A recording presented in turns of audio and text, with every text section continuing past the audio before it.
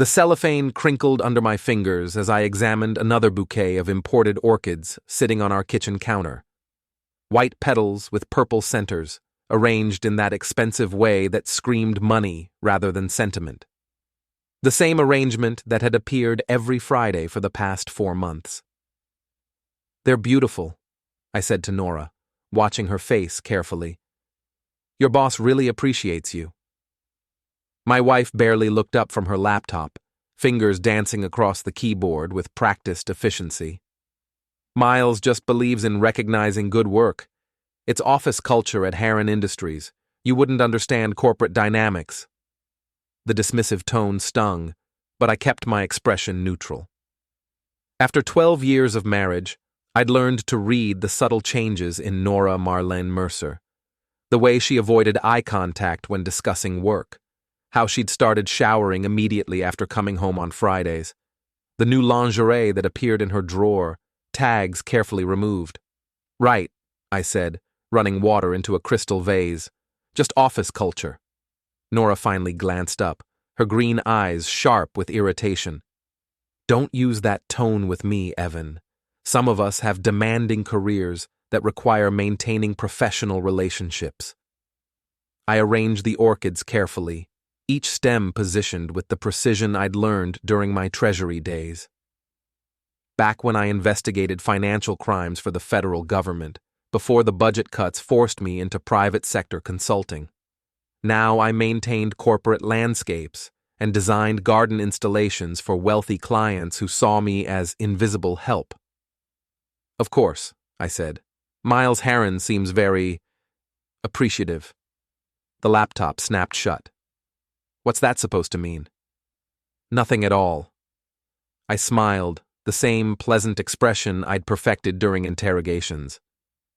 "Just noting how thoughtful he is. Does he send flowers to all his employees?" Nora's jaw tightened. "He recognizes talent when he sees it. My financial projections saved the company $3 million last quarter." "I'm sure they did."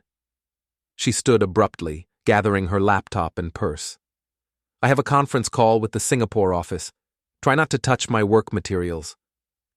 I watched her climb the stairs to her home office, noting the slight tremor in her hands. Nervous energy or guilt. In my treasury days, I'd learned to catalog these micro-expressions. They told stories that words never could. The orchids sat innocently on the counter, their sweet fragrance masking something rotten underneath. I pulled out my phone and photographed the arrangement from multiple angles, then checked the small card tucked between the stems. For exceptional dedication, MH. The same message, written in the same masculine handwriting that had accompanied every Friday delivery. I'd kept all the cards, filed away in my workshop behind paint cans and garden tools where Nora never ventured. My phone buzzed with a text from my old friend Vikram Patel, who owned a auto repair shop downtown. "Beer tonight? Janet's working late again." I typed back, "Rain check, doing some research." The kind of research I'd once done for the government, tracking financial irregularities and personal indiscretions that revealed larger patterns of corruption. The skills that had made me valuable to the Treasury Department were just as useful in civilian life, though I'd never expected to use them on my own wife. I opened my laptop and navigated to the Harren Industries website. Miles Harren's biography painted him as a self-made success story. 48 years old, MBA from Wharton, married to socialite Tessa Rellin Harren for 15 years. No children. His professional photo showed a man comfortable with power, silver hair perfectly styled, expensive suit tailored to emphasize broad shoulders. The kind of man who could afford weekly flower deliveries to his employees, if that's what they actually were. I clicked through to the company directory and found Nora's profile. Senior Financial Analyst, Strategic Planning Division. Her photo was professional but striking, auburn hair pulled back to showcase the bone structure that had first attracted me in college, before ambition had sharpened her features into something harder. The front door chimed, indicating another delivery. I found a young man in a florist uniform holding a clipboard. "Delivery for Mrs. Mercer," he said. "Just need a signature." I signed with a flourish, then handed him a 20. "These Friday deliveries have been going on for a while. Same arrangement every week?" The kid pocketed the bill gratefully. "Yeah. Standing order from Mr. Harren's office. Premium orchids, imported from Thailand. Guy must really like your wife's work." "Must be some exceptional work," I agreed. After he left, I examined the new bouquet. Identical to all the others, down to the purple ribbon and handwritten card. I photographed everything, then added the images to a folder on my encrypted drive labeled Friday Pattern. Nora's voice drifted down from upstairs, speaking in the sultry tone she once reserved for me. "No, I can definitely stay late tonight. The quarterly projections need my personal attention." I climbed the stairs quietly, my footsteps muffled by the thick carpet we'd installed last year. Her office door was slightly ajar, and I could see her reflection in the window. She was smiling, one hand twirling a strand of hair around her finger. "I know it's asking a lot," she continued, "but some projects require hands-on management." The conversation continued for another 10 minutes, filled with double meanings that would sound innocent to casual listeners. But I'd spent years interpreting coded communications between criminals. The subtext was clear as daylight. When she finally hung up, I was back in the kitchen, apparently absorbed in arranging the new orchids alongside the previous bouquet. "Working late again?" I asked without turning around. "The Singapore project is heating up. Miles needs me to stay flexible." "I'm sure he appreciates your flexibility." She appeared beside me, close enough that I could smell her perfume. Something new and expensive that I'd never bought for her. "You seem distracted lately," she said. "Is everything okay with the landscaping business?" I met her eyes in the reflection of the kitchen window.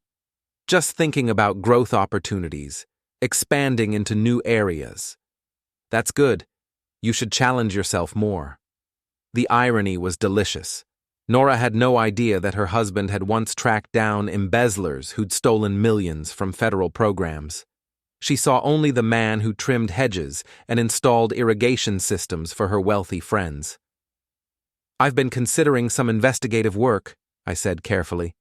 "Corporate consulting, using my old treasury skills." Her reflection froze for just a moment. "That sounds complicated. Why not stick with what you know?" "Maybe because what I know is more than people realize." She turned away, busying herself with coffee preparation. "I should shower before my late meeting. Don't wait up." I watched her leave, noting the slight hunch to her shoulders that indicated stress. Guilty people always carried tension differently, as if their secrets had physical weight. My phone contained all the evidence I needed to confirm what I already suspected. But confirmation and proof were different animals entirely. In my treasury days, we'd learned that catching criminals required patience, planning, and perfect timing. I opened a new file on my laptop and began typing. Subject: Nora Marlin Mercer. Suspected extramarital relationship with employer Miles Harren, CEO, Harren Industries. Pattern established through weekly flower deliveries, suspicious phone conversations, and behavioral changes. The cursor blinked steadily as I considered my next move. In the old days, I would have turned my evidence over to appropriate authorities and moved on to the next case, but this wasn't a federal investigation. This was personal, and personal cases required personal solutions. I heard the shower start upstairs, followed by Nora's voice singing something I didn't recognize. She sounded happy, lighter than she'd been at home in months. The realization should have hurt more than it did. Instead, I felt the familiar calm that had always preceded my most successful investigations. The moment when all the pieces began falling into place, and the only question was how far the corruption extended. I pulled up the Harren Industries employee directory again, this time focusing on the executive team. Miles Harren's assistant was listed as Jennifer Walsh, a woman in her 50s who'd been with the company for over a decade. the kind of loyal employee who might know about her boss's extracurricular activities, but approaching her directly would be premature. First, I needed to understand the full scope of what I was dealing with. How long had this been going on? Was Nora the first, or just the latest? And most importantly, what did Miles Harren have to lose? I opened another browser window and searched for Tessa Rellin Harren. The results painted a picture of old money and social prominence. Charity galas, museum boards, country club memberships, the kind of woman who would not appreciate public embarrassment. A plan began forming in my mind, as methodical and precise as the financial investigations I'd once conducted. But this time, the stakes were personal, and the end game would be far more satisfying than any federal prosecution. The shower stopped upstairs, and I heard Nora moving around our bedroom, preparing for her late meeting. I closed the laptop and returned to arranging flowers, whistling softly under my breath.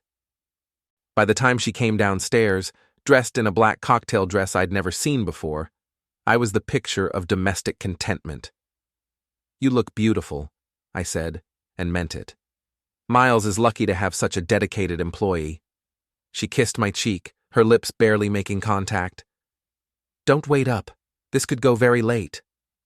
"Take all the time you need," I replied. "I'll be here when you get back." She paused at the door, perhaps hearing something in my tone that made her uneasy. But then she shook her head and left, her heels clicking against the driveway as she walked to her car.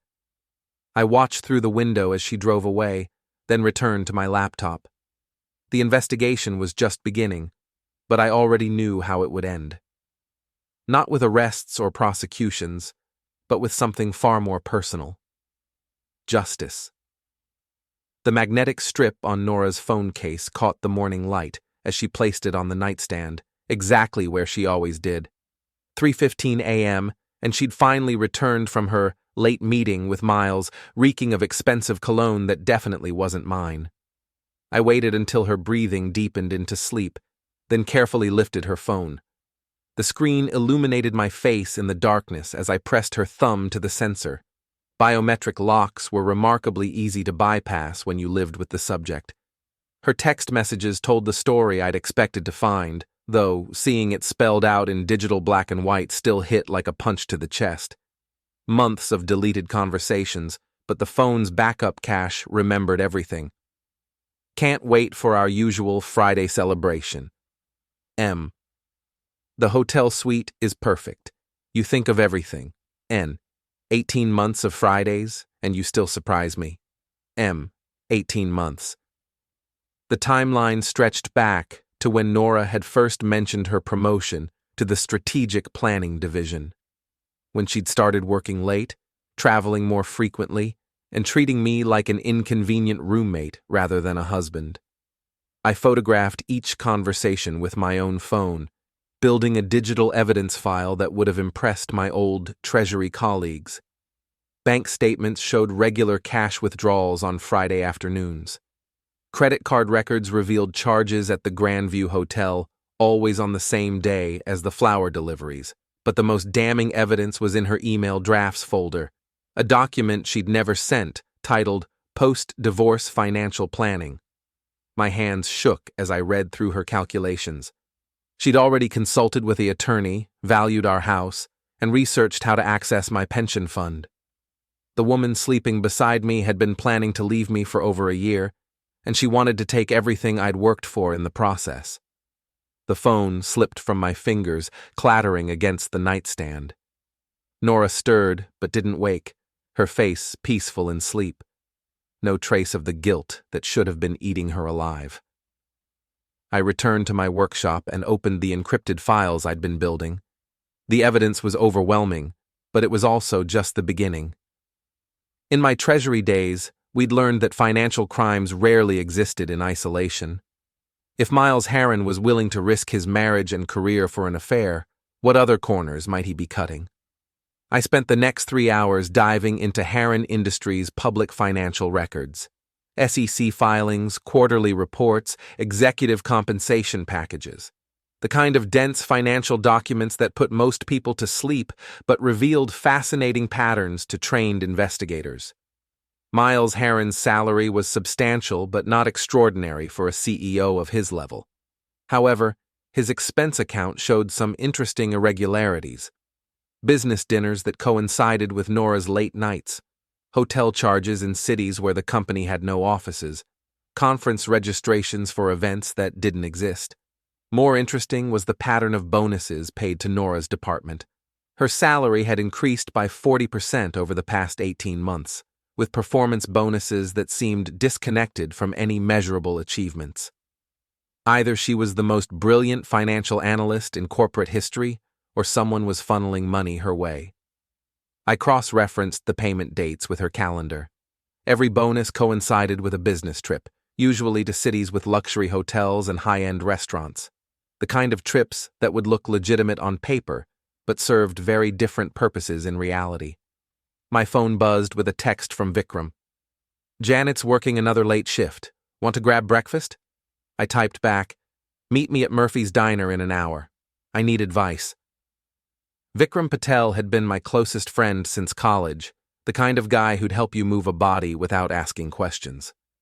His auto repair shop served as an unofficial counseling center for men dealing with relationship problems, and his practical wisdom had guided me through every major decision of my adult life. I found him in our usual booth at Murphy's, already working on his second cup of coffee. Vic was built like a linebacker, with calloused hands and an easy smile that made people underestimate his intelligence. He'd turned down multiple job offers from major automotive companies to stay independent, preferring the freedom to choose his own clients and set his own rules. "You look like hell," he said by way of greeting. "Nora keeping you up late?" "Something like that." I slid into the booth across from him. Hypothetical question. If you discovered your wife was cheating, what would you do? Vic's expression darkened. Hypothetical? Completely hypothetical. He stirred sugar into his coffee, considering the question. Depends on how long it had been going on, and whether she was planning to leave me anyway. Let's say 18 months, and yes, she's already consulted with the attorney. Then it stops being about the cheating and starts being about survival. He leaned forward, lowering his voice. You talking about Nora? I nodded, suddenly exhausted. Her boss, Miles Harren. The CEO guy? The one with the fancy cars? You know him? His wife brings her Porsche to my shop. Tessa Harren. Classy lady but cold as ice. Pays cash, never complains about the bill, treats my guys with respect. He paused. She doesn't deserve to be humiliated. That thought had been nagging at me since I'd started piecing together the affair. Tessa Harren was an innocent victim in this situation, just as I was. The difference was that she didn't know it yet. The idea circled endlessly, refusing to settle. I kept seeing her face from the company website, composed, confident, unaware of the ground about to give way beneath her feet. I knew that look well. I'd worn it myself not long ago.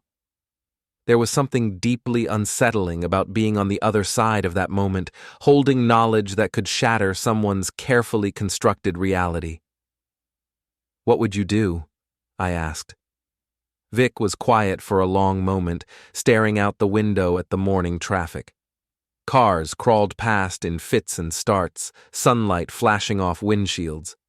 He leaned back in the booth, arms crossed, jaw working slowly as he thought it through. In the old country, my grandfather would have handled this with his fists. But we're civilized men, right? We use our brains instead. Meaning? Meaning you gather evidence, protect your assets, and make sure the guilty parties pay a price that fits their crime. He met my eyes. But you don't do anything stupid that lands you in prison. There was no judgment in his voice, just a steady pragmatism that grounded me. The waitress refilled our coffee cups, giving us a moment to consider the implications. The ceramic clinked softly against the table, the smell of fresh coffee briefly cutting through the heaviness of the conversation.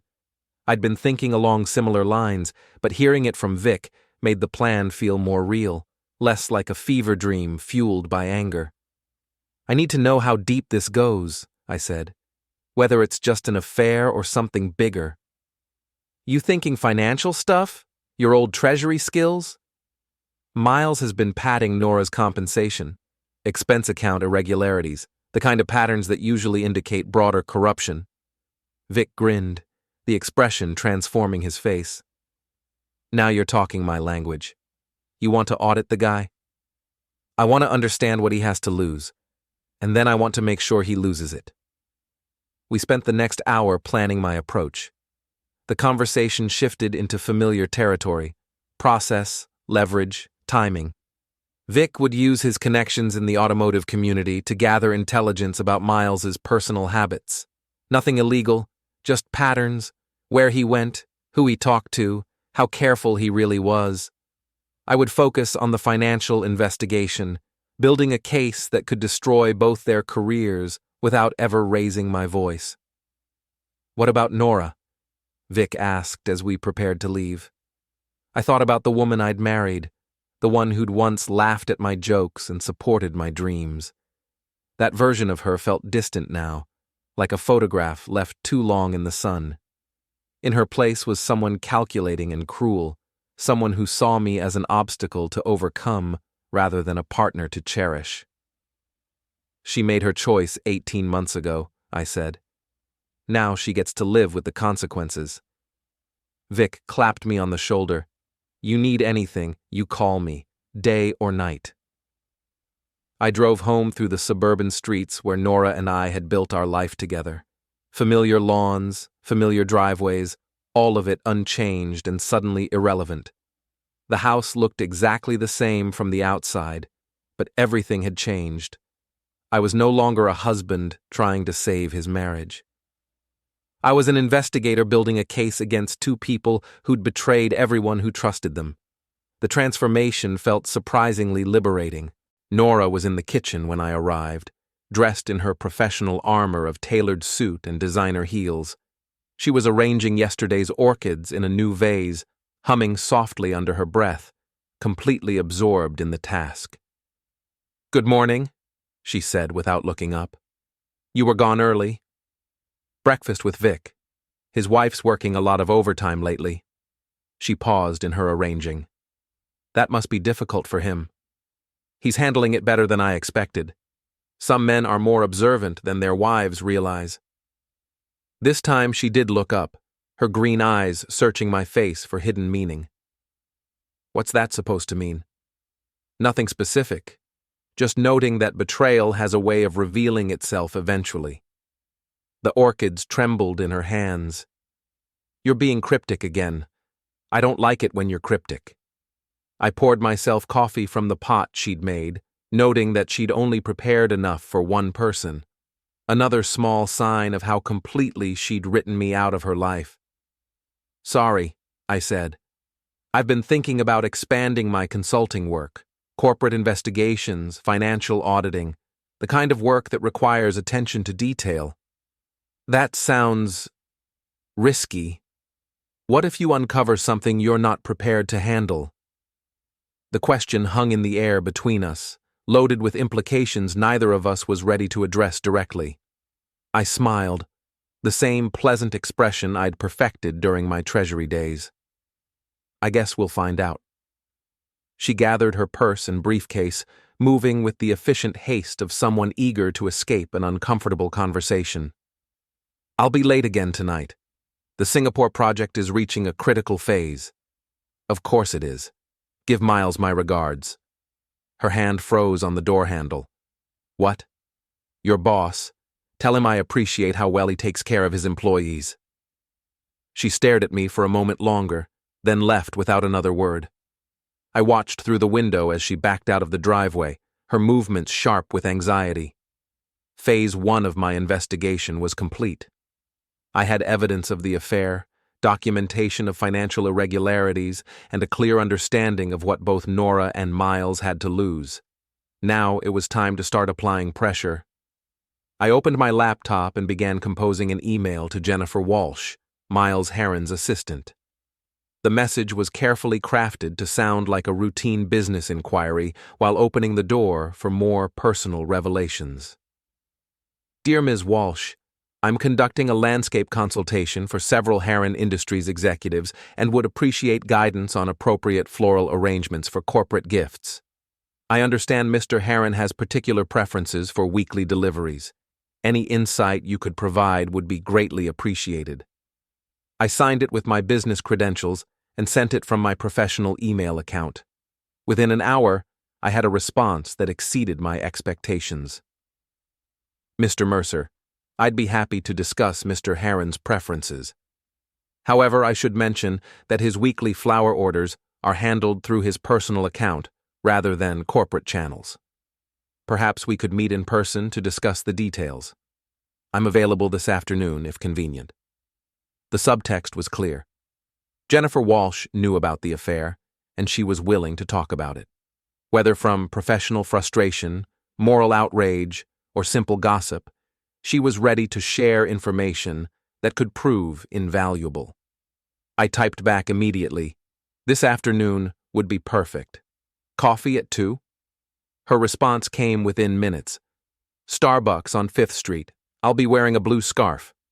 I spent the rest of the morning preparing for the meeting, reviewing everything I knew about Harren Industries and formulating questions that would elicit maximum information without revealing my true purpose.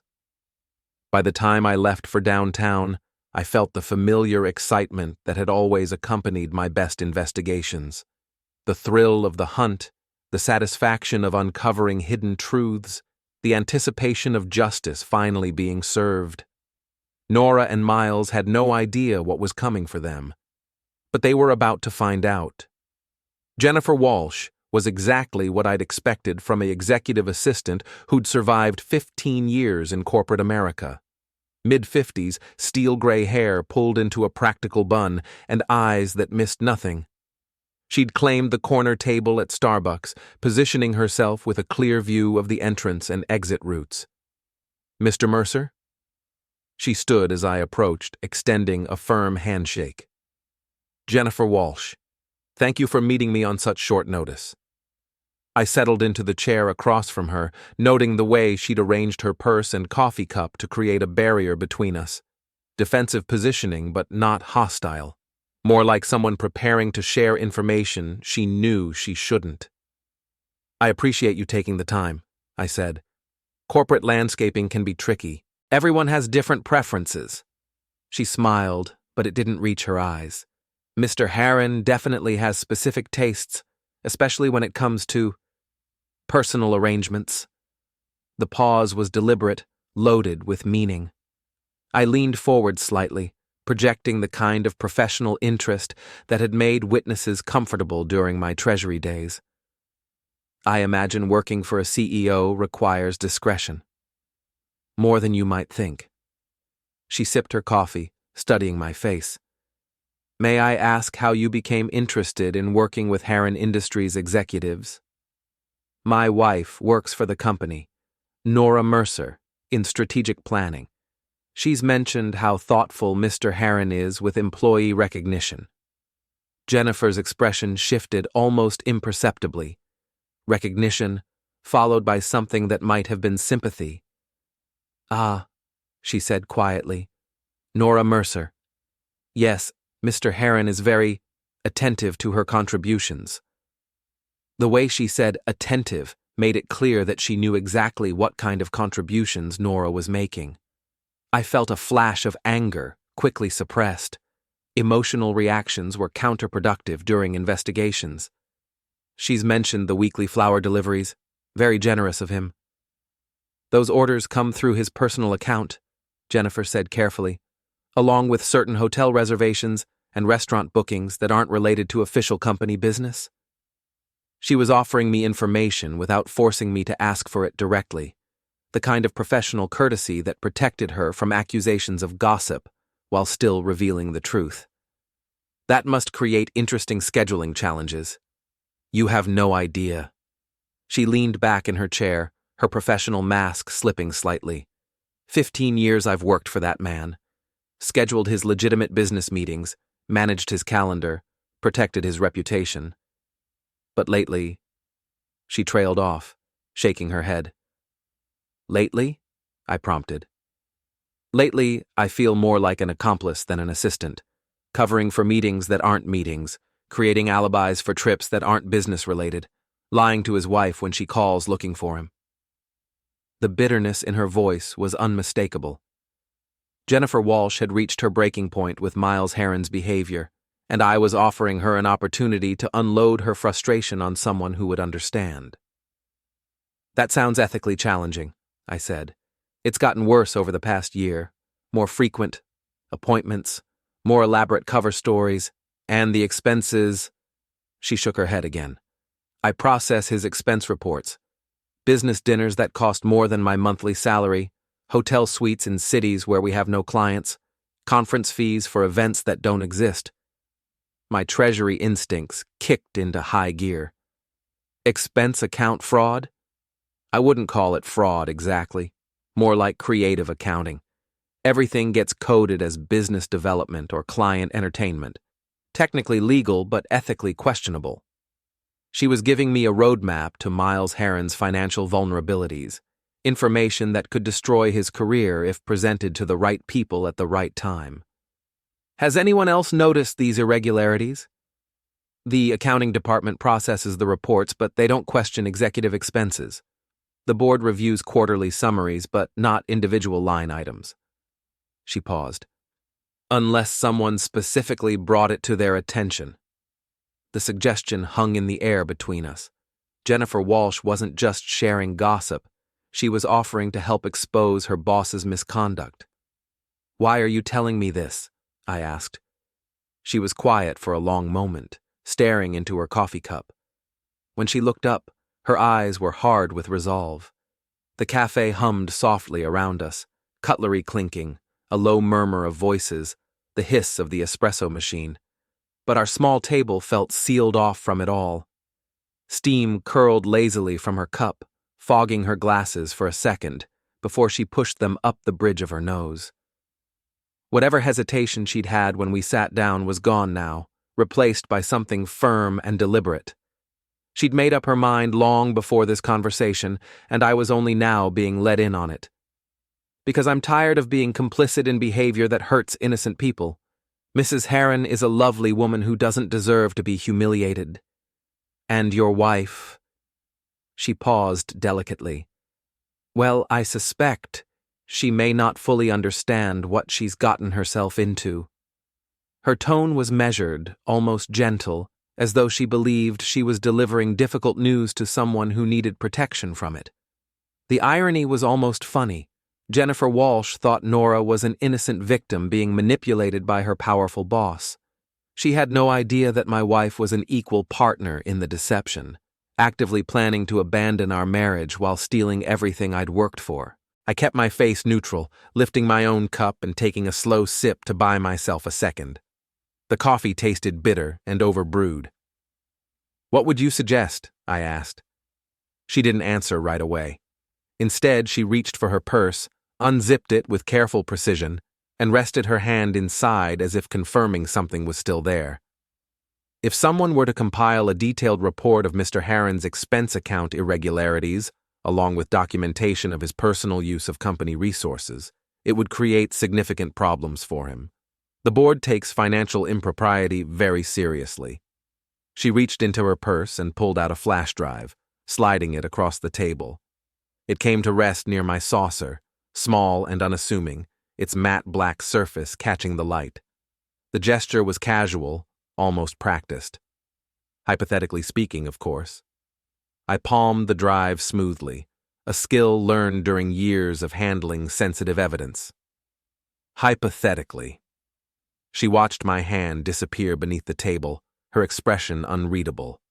There was no triumph there, no malice, only relief, as if she'd finally put down a weight she'd been carrying alone. The board meets next Friday morning. If they were to receive compelling evidence of executive misconduct before that meeting, she shrugged. Well, they'd be obligated to act on it. Next Friday.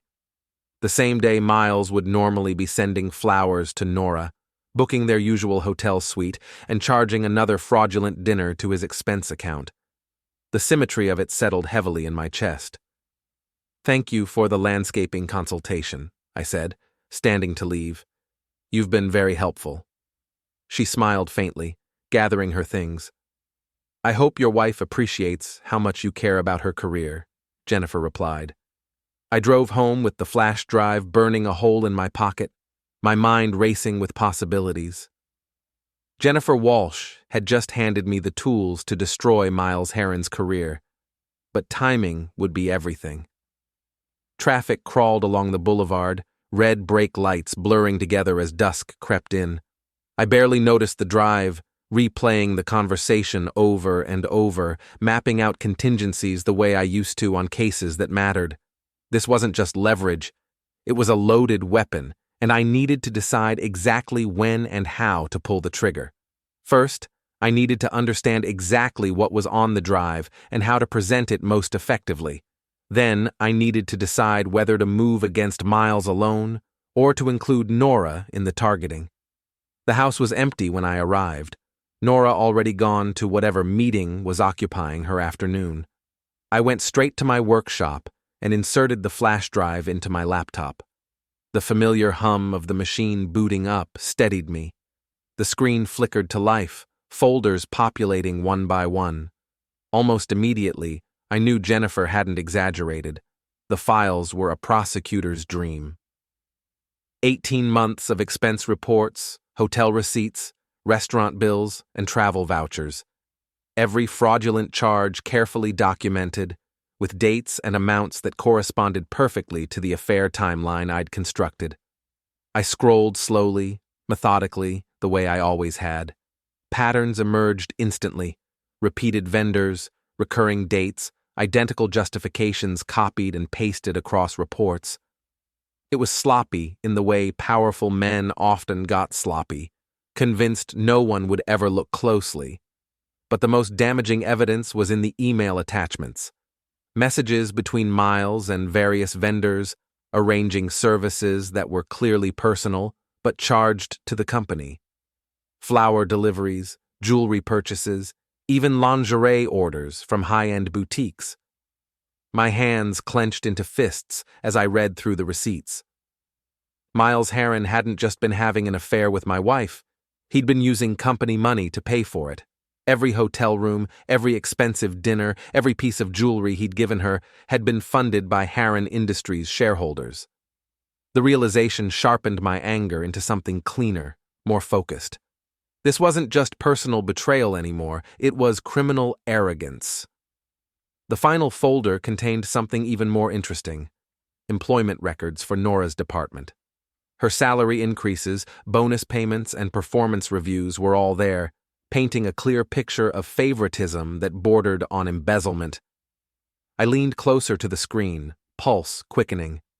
In 18 months, Nora's compensation had increased by 60%, with bonuses tied to projects that existed only on paper. Miles had been funneling company money to her through fraudulent performance incentives, essentially paying her to be his mistress. I leaned back in my chair, overwhelmed by the scope of their deception. This wasn't just adultery. It was a systematic theft from the company and its shareholders, the kind of financial crime that carried serious federal penalties. My phone buzzed with a text from Nora: "Working late again tonight, don't wait up." The message sat there, bland and familiar, the same lie she'd told me dozens of times before. I stared at the message for a long moment, then typed back, "Enjoy your meeting. I'll be working on a project of my own." She didn't respond, probably already focused on whatever lies she was preparing to tell Miles about her suspicious husband. I opened a new document and began outlining my presentation to the Harren Industries Board of Directors. The evidence needed to be presented in a way that was compelling, but not obviously vindictive. Professional analysis rather than personal revenge. Bullet points became sections. Sections became slides. I could almost hear the questions the directors would ask, could already see where Miles would try to deflect or deny. But as I worked, I couldn't shake the feeling that destroying Miles's career wouldn't be enough. He'd stolen 18 months of my marriage, corrupted my wife, and used corporate resources to fund his betrayal. A simple termination seemed inadequate punishment for that level of deception. I needed something more personal, something that would hurt him the way he'd hurt me. My eyes fell on the business card Jennifer Walsh had given me, with Tessa Harren's contact information written on the back. In case you need to coordinate with Mrs. Harren about landscaping for their home, she'd said, but I had a different kind of coordination in mind. I pulled up the Harren Industries website and navigated to the executive profiles. Tessa Harren was listed as a board member of several charitable organizations, with a particular focus on women's advocacy groups. The kind of person who would have strong opinions about men who exploited their professional positions to manipulate female employees. The irony was perfect. Miles Harren's wife was an advocate for women's rights, while her husband was using corporate resources to fund an extramarital affair with a subordinate employee. I drafted a careful email to Tessa Harren, identifying myself as a landscape consultant working with Harren Industries executives. The message was professional and respectful, requesting a meeting to discuss floral arrangements for corporate events. Each word was chosen deliberately, bland enough not to raise suspicion. But attached to the email was a single photograph. Yesterday's orchid delivery to my house, complete with the card signed M.H. I hesitated for a moment before hitting send, knowing that this action would set events in motion that couldn't be undone. Once Tessa Harren saw that photograph, the affair would no longer be a secret between Miles and Nora, but they'd made their choices 18 months ago. Now it was time for them to face the consequences. I clicked send and sat back to wait for the explosion.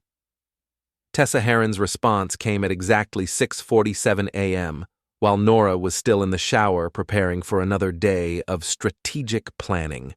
The email was brief and precisely worded, with the kind of controlled fury that only came from years of social conditioning. Mr. Mercer, thank you for bringing this matter to my attention. I would very much like to discuss landscaping arrangements with you. Are you available this morning? TRH. I typed back immediately. Mrs. Harren, I'm available at your convenience. Perhaps we could meet somewhere private to discuss the details? Her reply came within minutes. The Grandview Hotel lobby, 9 a.m. I'll be wearing a navy suit. The Grandview Hotel. The same luxury establishment where Miles and Nora had been conducting their Friday afternoon meetings for the past 18 months. Tessa Harren's choice of venue wasn't accidental, it was a deliberate message.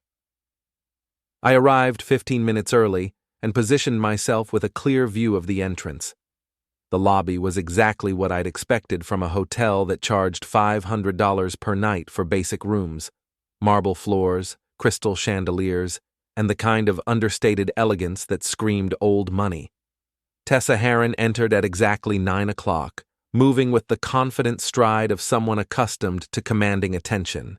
She was smaller than I'd expected from her photographs, but her presence filled the space around her. Navy suit perfectly tailored, silver hair styled in a way that emphasized rather than concealed her age, and eyes that could have cut glass. Mr. Mercer. She extended a hand that was surprisingly strong. Thank you for meeting me on such short notice. Mrs. Harren, I appreciate your time.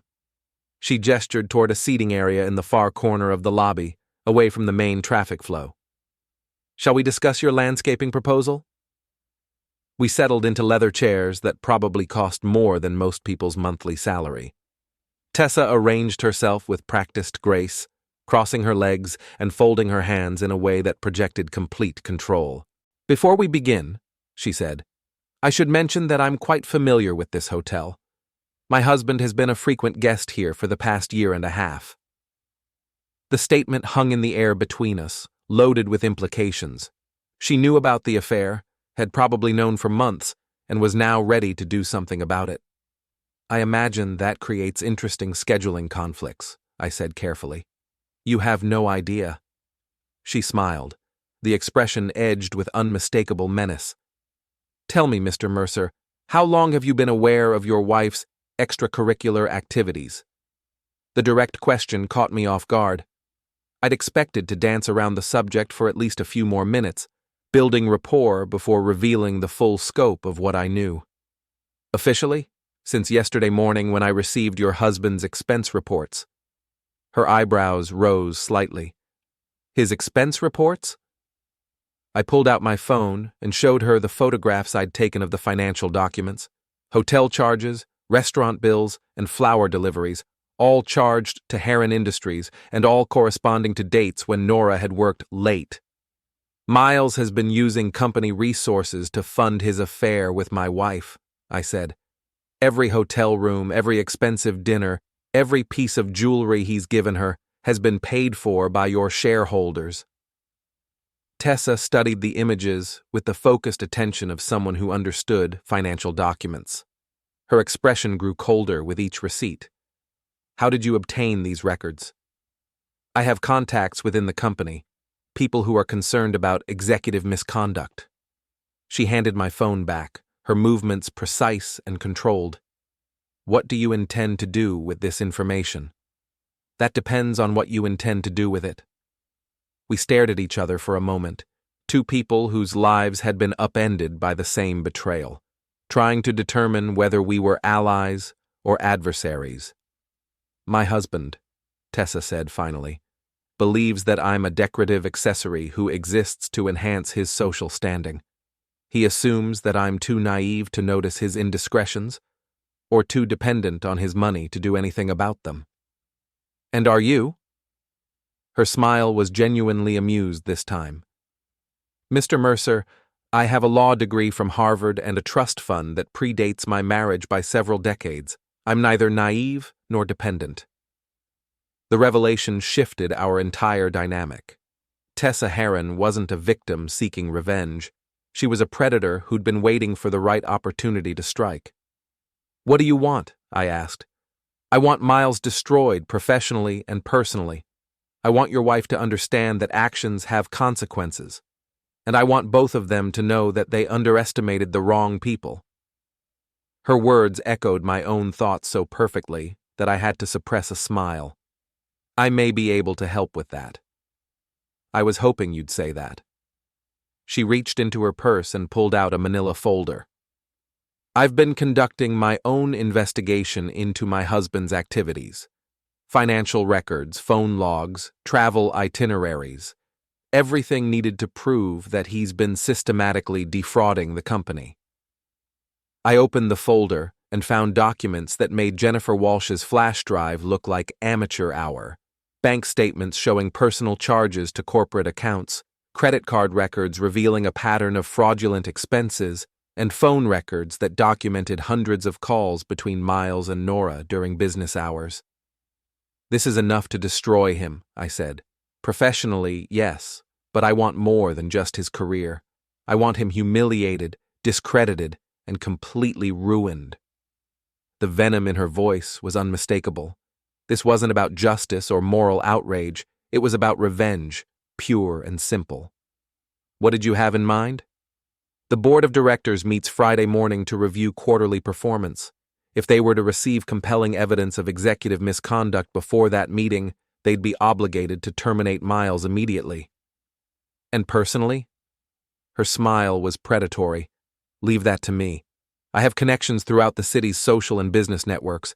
By the time I'm finished, Miles Harren will be unemployable and unmarriageable. I studied her face, trying to determine whether she was serious or just venting anger. The cold calculation in her eyes suggested she was completely serious. What about Nora? Your wife made her choice when she decided to target my husband. She'll face the consequences of that decision. The casual dismissal stung more than I'd expected. Nora might be guilty of adultery and conspiracy, but she was still my wife. The woman I'd loved for 12 years, even if that love had been one-sided. I want to handle Nora myself, I said. Tessa nodded approvingly. That's appropriate. She's your responsibility. We spent the next hour coordinating our approach.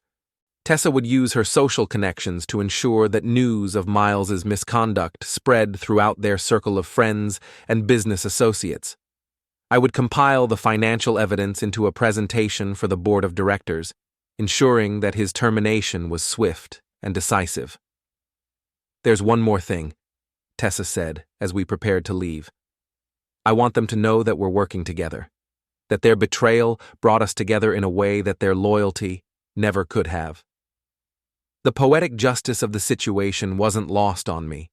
Miles and Nora's affair had created an alliance between their spouses that was more effective than either of us could have been alone. "When do we move?" I asked. "Friday morning. I'll make sure the board receives our evidence package before their meeting. By noon, Miles will be unemployed and facing potential criminal charges." "And socially?" Her smile was genuinely frightening. "By Friday evening, everyone who matters in this city will know exactly what kind of man Miles Harren really is." I drove home with a sense of anticipation I hadn't felt since my Treasury days. The investigation phase was complete. Now came the execution. Miles Harren and my wife were about to learn that betrayal carried a price they couldn't afford to pay.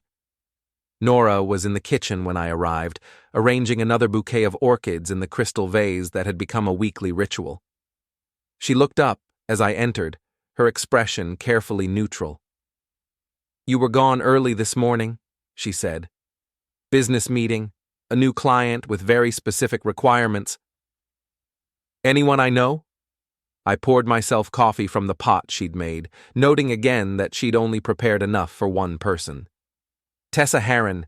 She's interested in landscaping consultation."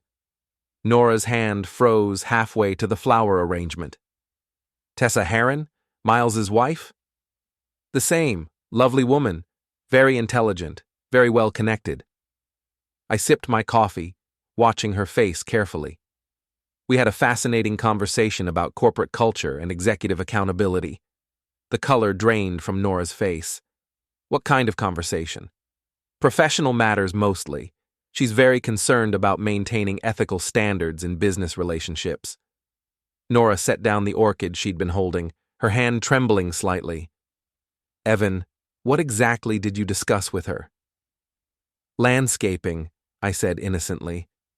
"What else would we discuss?" She stared at me for a long moment, searching my face for clues about what I knew and what I intended to do about it.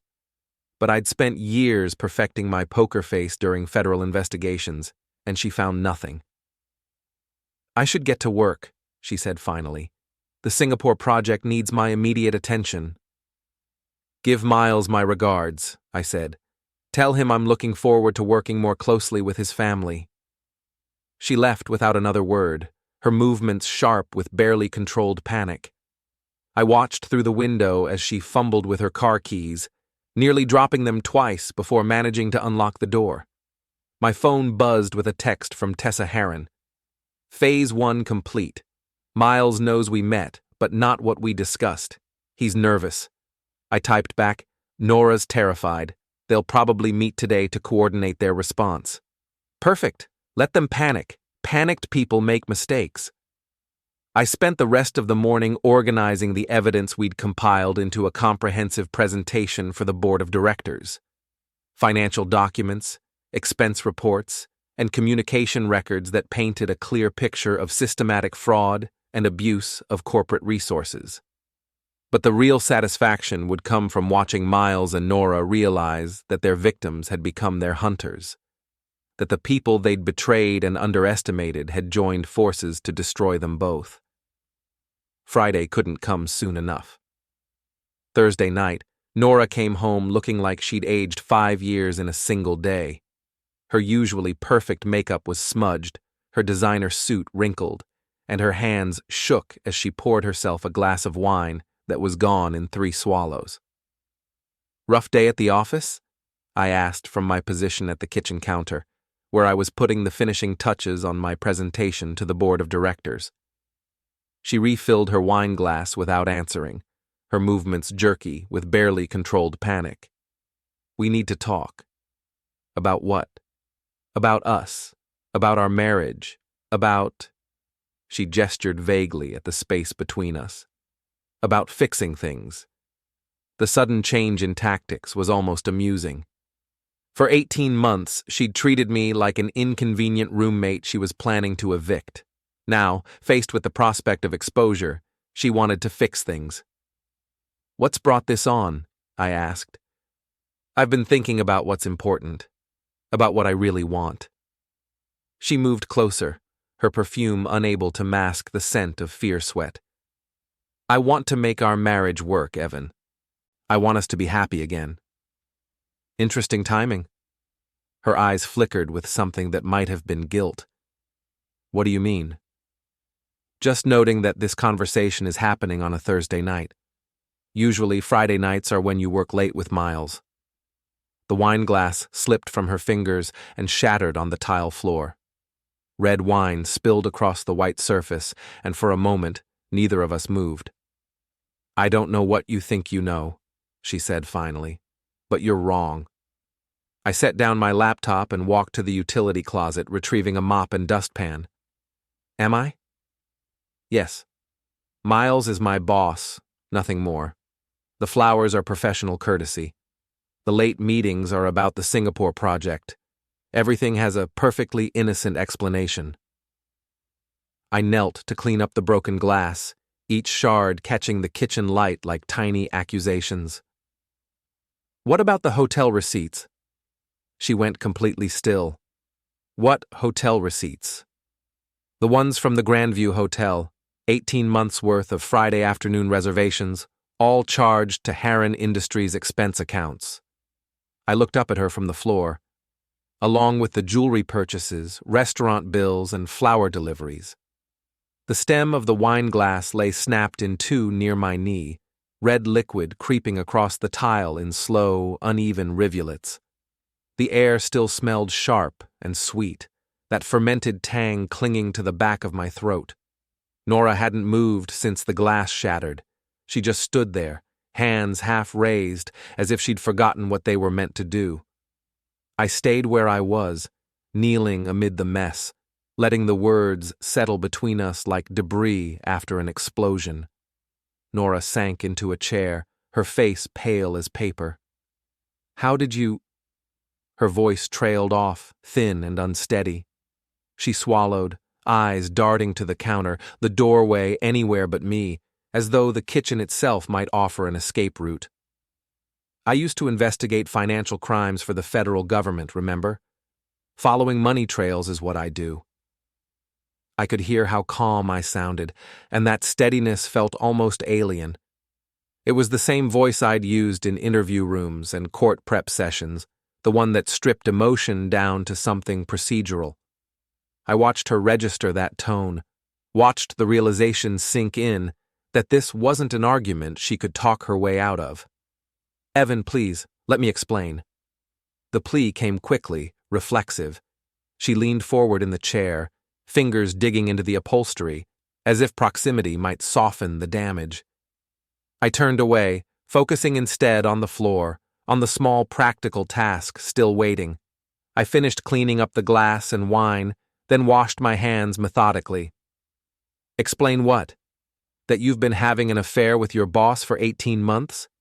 That you've been planning to divorce me and take half my pension? That Miles has been using company money to pay for your relationship?" The water ran hot over my skin, louder than necessary in the quiet kitchen. I scrubbed longer than I needed to, watching the red swirl down the drain until there was nothing left but clear water and the faint smell of soap. Each accusation hit her like a physical blow. She wrapped her arms around herself, rocking slightly in the chair. Her shoulders hunched inward, making her look smaller than I remembered, smaller than the woman who'd once filled every room with her confidence. She stared at the floor, lips parted, breathing shallow and uneven. "It wasn't supposed to happen like this," she whispered. "How was it supposed to happen?" I dried my hands on a towel, folded it once, twice, and set it neatly on the counter. The normalcy of the gesture felt surreal, like performing a routine from someone else's life. "I was going to tell you. After the Singapore project was finished, after I got the promotion Miles promised me, I was going to ask for a divorce." The words came out in a rush now, rehearsed, as though she'd practiced them in her head during long commutes and late nights. She finally looked up at me, eyes glossy, searching my face for some sign of understanding. The casual cruelty of it took my breath away. She'd been planning to string me along for months more, all while stealing company money and preparing to take everything I'd worked for. There it was, the clean, efficient timeline she'd constructed, my role reduced to a placeholder until she was ready to move on. I felt something inside me go cold and solid, locking into place. And Miles? Was he going to leave Tessa for you? The name seemed to echo faintly in the space between us. Nora's jaw tightened before she could stop it. Something flickered in her eyes. Uncertainty, maybe even fear. He said he would, after his current projects were completed, after the board approved his new contract. He said we'd be together. She clung to the words as if repeating them might make them true. Her fingers twisted together in her lap, knuckles whitening. When was that supposed to happen? Soon. He promised it would be soon. The answer was smaller than the question, deflated. I almost felt sorry for her. Nora had no idea that Miles Harren had been feeding her the same lies that married men had been telling their mistresses for centuries. He'd never had any intention of leaving his wealthy, well-connected wife for a subordinate employee. I studied her then with a kind of detached clarity, seeing not a partner but a subject who'd built her future on someone else's convenient fiction. "Have you talked to Miles about this?" I asked. "About what?" "About the fact that his wife knows about your affair." The color that had been slowly returning to her face vanished completely. "What?" Her breath caught, a sharp intake she couldn't quite finish. She straightened in the chair, spine rigid. "Tessa Harren and I had coffee yesterday morning. Lovely woman. Very intelligent, very well connected, and very interested in making sure that people who betray their spouses face appropriate consequences." Nora stood up so quickly that her chair toppled backward. "You talked to Tessa? What did you tell her?" The crash of the chair against the floor sounded too loud, too final. She hovered there, hands shaking, as if unsure whether to sit back down or run. Everything. The hotels, the expense account fraud, the jewelry purchases. She was particularly interested in the financial documentation. "Oh, God." Nora pressed her hands to her face. "Oh, God, oh, God, oh, God." Her voice muffled against her palms, each repetition thinner than the last. Her shoulders began to tremble. "She's also very interested in making sure the board of directors understands exactly how their CEO has been spending company resources." Nora's legs gave out, and she collapsed back into the overturned chair. "The board meeting. It's tomorrow morning." The words landed with a dull inevitability, like a verdict read aloud. 9 a.m. sharp. Tessa and I will be presenting our evidence to the directors.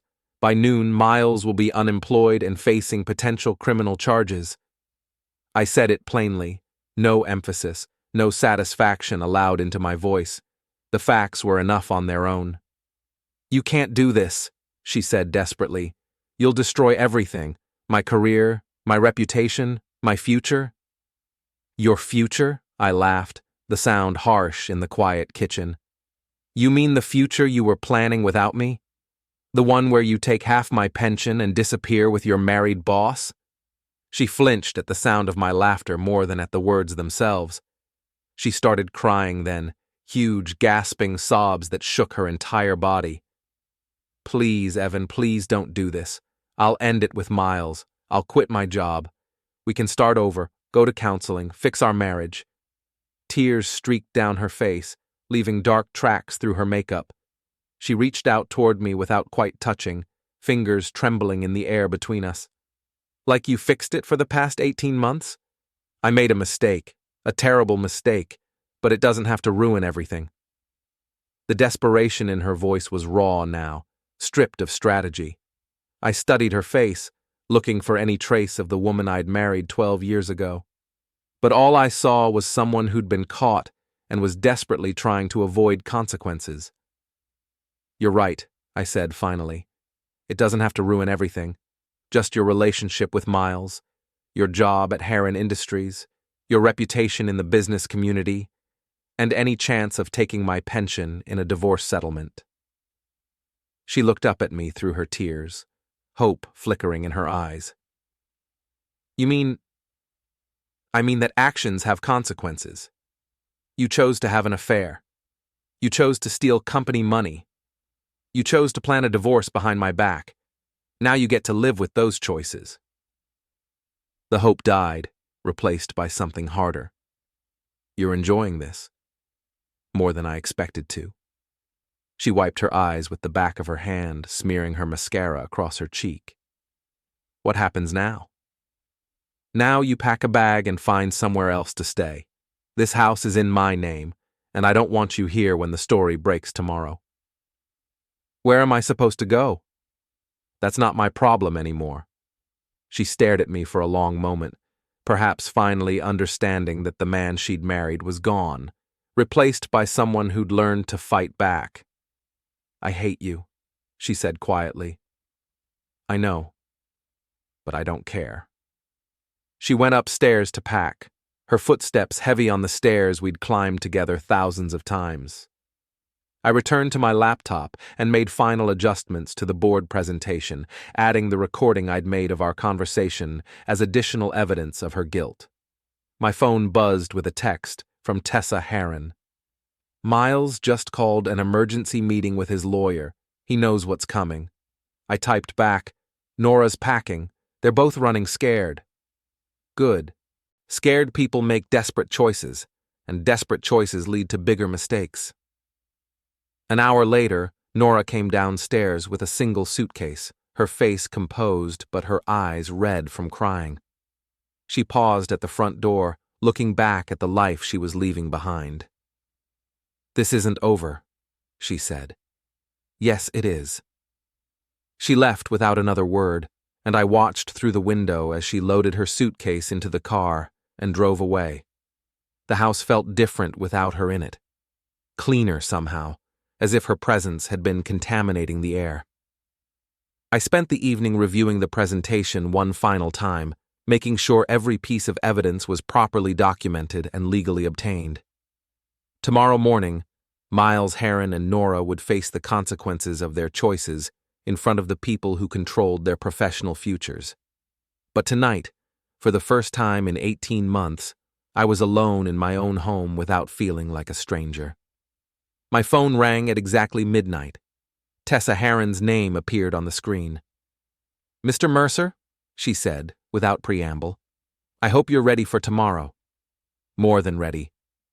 "Good, because Miles just made a very interesting phone call to someone he thinks can help him. He's planning to blame everything on your wife." I smiled in the darkness of my empty house. Let him try. The evidence speaks for itself. Indeed it does. Sleep well, Mr. Mercer. Tomorrow, we get our justice. I hung up and walked through the house, turning off lights and checking locks. In the kitchen, the crystal vase sat empty on the counter, no orchids to mark another Friday arrangement.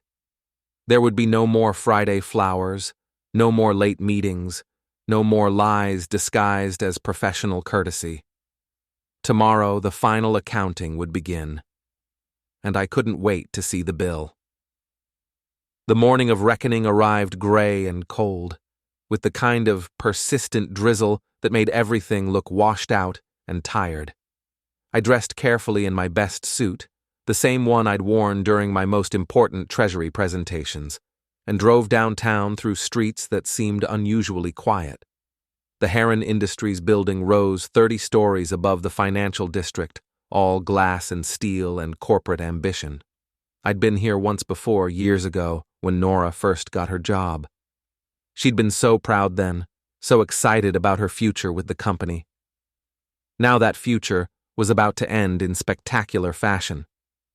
Tessa Harren was waiting in the lobby, dressed in a charcoal suit that probably cost more than most people's monthly salary. She looked calm and composed, like someone attending a routine business meeting rather than orchestrating her husband's professional destruction. "Mr. Mercer," she said, extending her hand. "Are you ready?"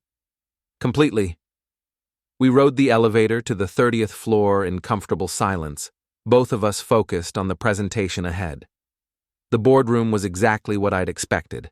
Polished mahogany table, leather chairs, and floor-to-ceiling windows that offered commanding views of the city below.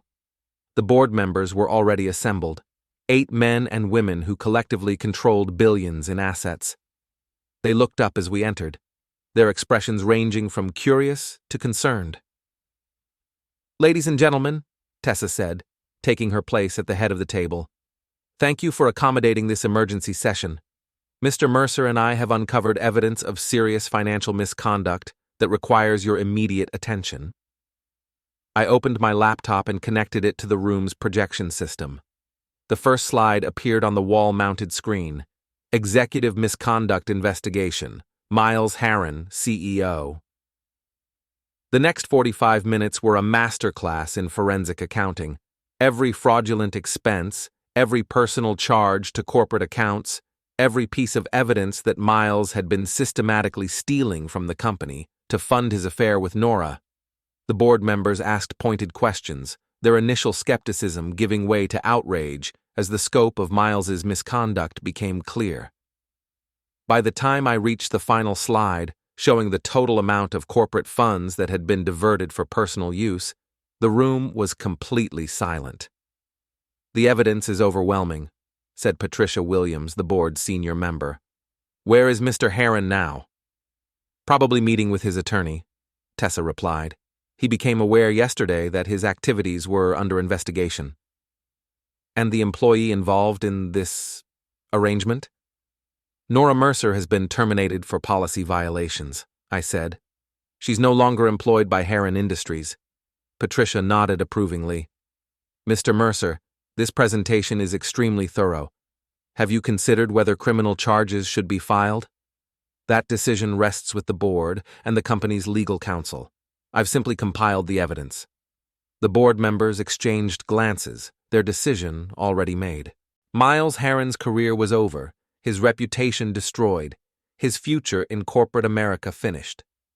"We'll need to vote formally," Patricia said, "but I think it's safe to say that Mr. Harren's employment with this company is terminated effective immediately." Tessa smiled, the expression sharp and satisfied. "I'll make sure his personal belongings are removed from the executive suite."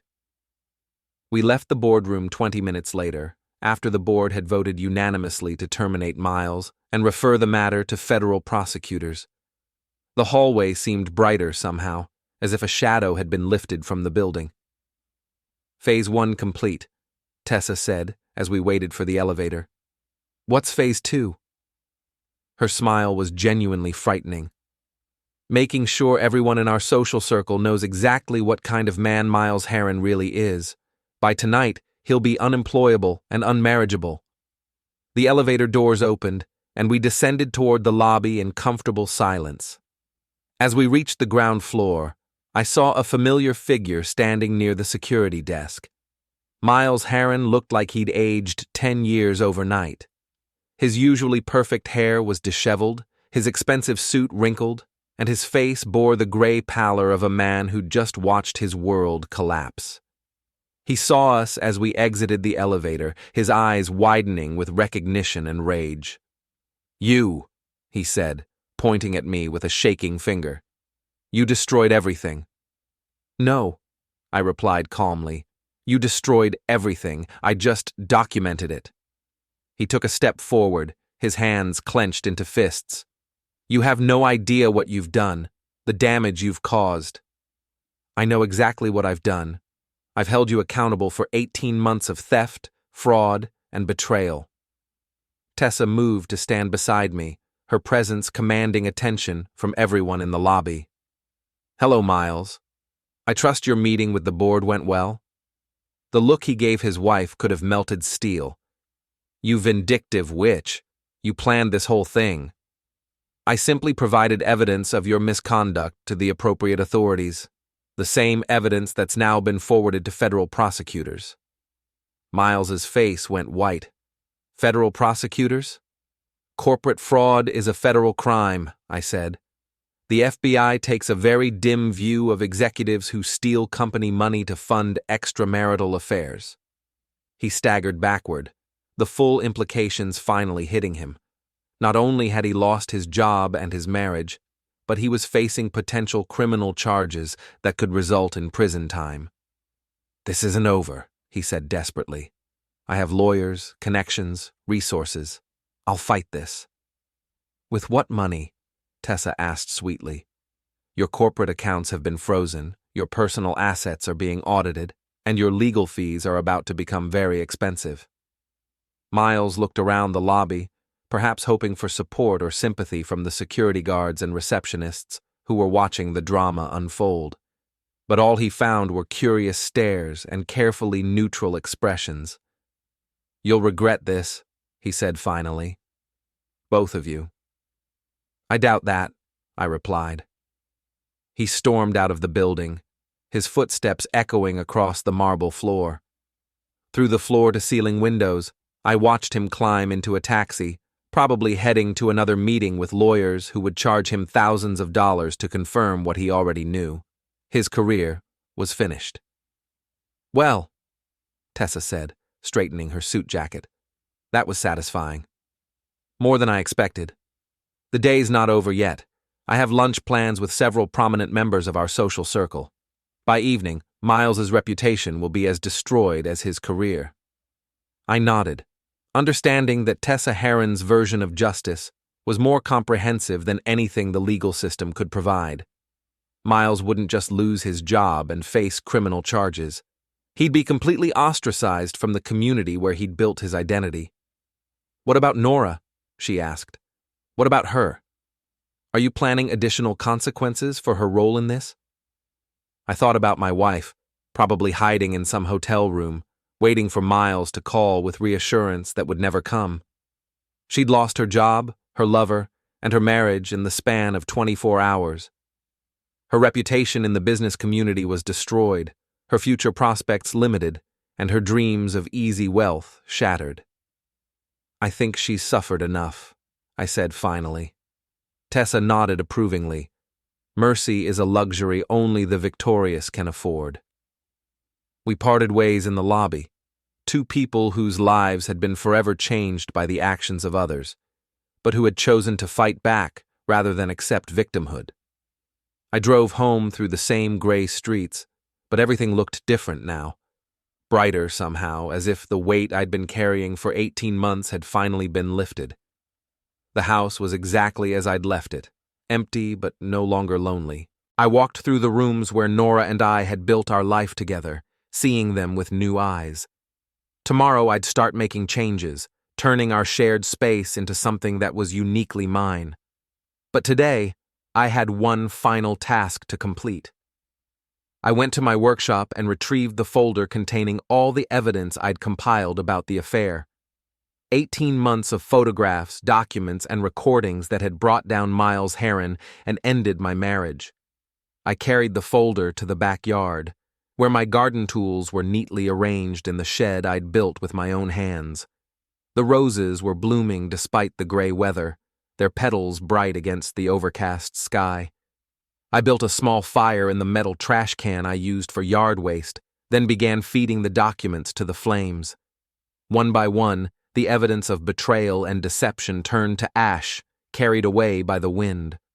When the last page had burned, I stood in my garden and breathed deeply of air that no longer carried the scent of imported orchids. The Friday arrangement was finally over, and I was free to begin whatever came next. My phone buzzed with a text from Vikram. "Heard through the grapevine that Miles Harren got fired today. You wouldn't know anything about that, would you?" I typed back, "Justice has a way of finding people who deserve it." His response came immediately. "Beer tonight? I'm buying." I smiled, looking out over the garden I'd built with my own hands in the house that was now truly mine. "Make it 2 beers. I have a lot to celebrate." The ashes of my old life scattered on the wind, and I went inside to plan my future.